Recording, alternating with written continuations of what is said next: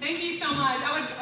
Firstly, I would like to start and say thank you to the Bedford County Democrats and the Moore County Democrats for putting this together. Thank you for those who advertised. I heard that you guys walked around the Walmart and the Goodwill putting in flyers under people's windshield wipers. And thank you to all who donated to help bring this event together. It takes a lot of work to bring together an event of this caliber, and I want to honor that and humbly thank you for it. I intended to use this time to give you guys a brief overview of who I am and where I stand on the issues, but then I realized two things. Number one, you all have access to literature over here that tells exactly who I am and the issues. And number two, as far as the issues go, y'all are at a political rally in the middle of the week. Like, who does that except people who are already well-versed in the issues? People who already know all of the problems that we are facing. The problems that spurred me to put my name on the ballot in the first place. And so instead of talking about me, I would like to take this moment to encourage you, if I could. Because I'm able to stand here tonight as a Democratic candidate, and I come from a long line of Republicans, so actually saying I'm a Democrat is liberating, and I'm telling you, it feels nice to say I'm a Democrat. But I'm able to stand here tonight because I'm standing on the shoulders of all of you. I'm standing on the shoulders of all the hard-working people who have gone before me.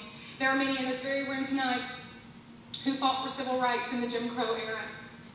There are people in this room tonight who have picketed with their union for workers' rights. There are people in this room tonight who have fought against pollution in our rivers and in our air. I see Wayne Beaumont on his head. That's him right there. He's fought pollution for years. There are people in this room tonight who have marched for feminist causes and LGBTQ causes and marched for peace during wartime.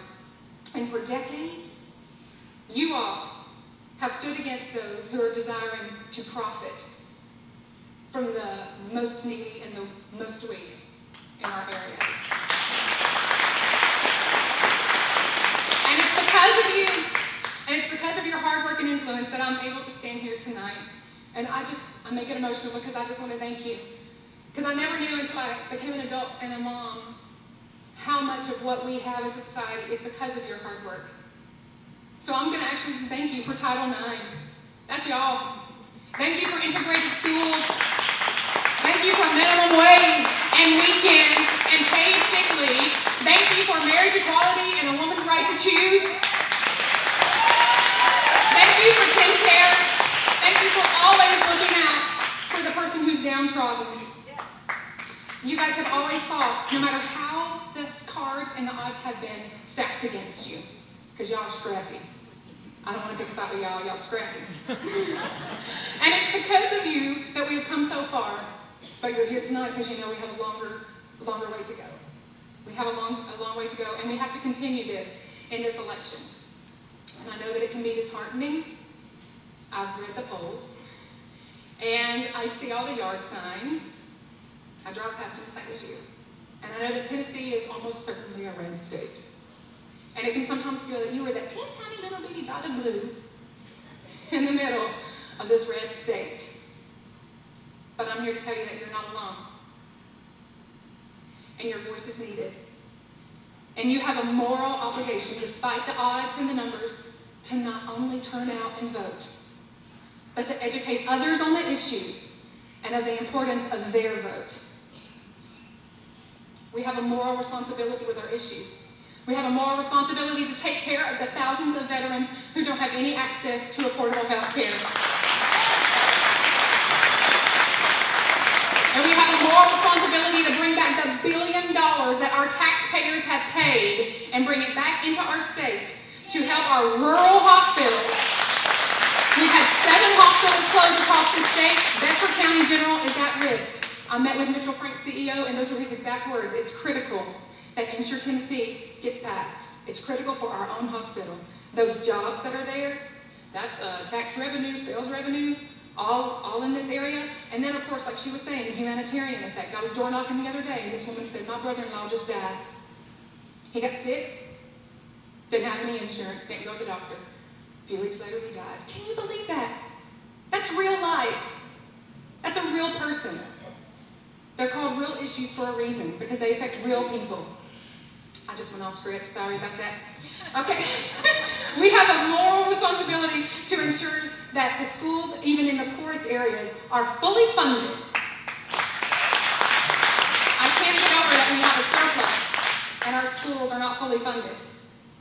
We have a responsibility to ensure that each child has a ladder of education that they can climb out of their circumstance with, and then opportunities to turn around and help the person behind them climb up well.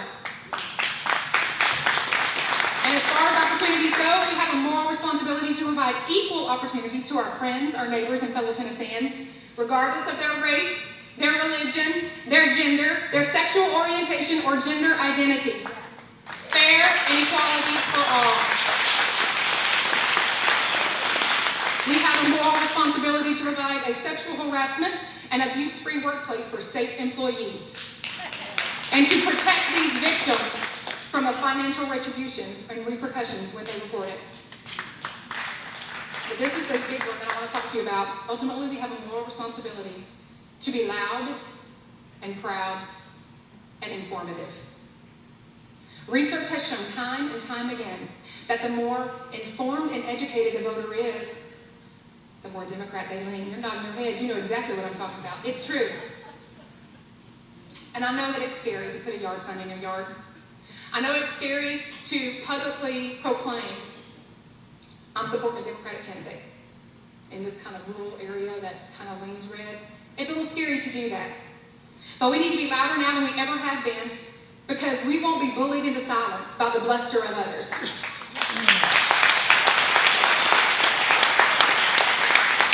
So I want to encourage you. If you felt alone in your political leanings, then you know how refreshing it is to meet like-minded people.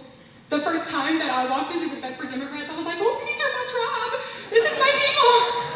I thought I was alone. And you also know that the way to meet more of them is to literally go out and change their mind. They're ready. When I'm door knocking, these people are ready. They're like, that makes sense. I'm like, I know it makes sense. That makes sense. So I know that if we all band together, there's nothing we can accomplish. And ultimately, this is how we are going to win. Now, I have to be frank with you. I can't promise that I'm going to win in November. When you throw your hat in the race, you may or may not win. But our fight didn't start with this election, and our fight ain't over in November. I do know grammar. I just say ain't because. But our fight doesn't end in November. There we go. And there's a quote from the musical Hamilton. I'm obsessed with Hamilton. And there's a quote in it that I think is appropriate for us in our fight. And it says, I may not live to see our glory, but I will gladly join the fight. And when our children tell our story, they'll tell the story of tonight. And so I want tonight to be the beginning and a catalyst for conversations all across Tennessee. Let's let tonight be the night that we decide to rise up in spite of our weariness, in spite of the odds, in spite of fear, in spite of the polls and the yard signs, and in spite of the almost certainty that Tennessee is going to be red. Let tonight be the night that we stand up and puff our chest out. Tonight we take up the banner of our moral responsibility once again and wave it to the whole world sees. And let our takeaway from tonight be that we are stronger together.